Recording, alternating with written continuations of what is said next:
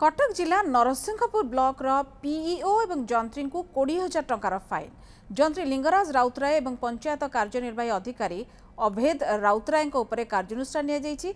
Narsinghpur block अंतर्गत जयमंगल पंचायत स्वप्नेश्वर विद्यापीठ में अतिरिक्त श्रेणीगृह निर्माण पर 5 लाख टंकार अनुदान आसाला।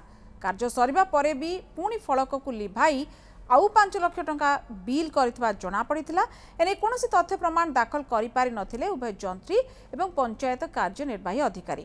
एने सूचना कमिशन का निकट में अभियोग पर 2 सरकारी कर्मचारी उपरे 20,000 टंका जोरिमाना करिसेंती सूचना कमिशनर।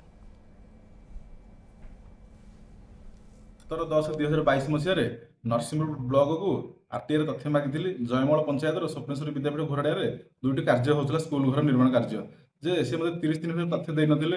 मु सूचना कमिशनर द्वारस्थ होइथिली। सूचना कमिशनर सुशांत महांती 20 जून 2025 मसीह यही 2टी केस गोटे कंप्लेंट केस 168/23 और 169/23 केस शुणाणी करी सही समय कार्य थिबा PO and JE Lingaraj Routray JE Abhed Routray PO एमाने तथ्य दे नथिले और कौन प्रकार तथ्य एमाने देखि पा नथिले। बारंबार चिट्ठी करिया परे एमाने तथ्य देखि पा नथिले कौन तथ्य आंक पाखर नाही।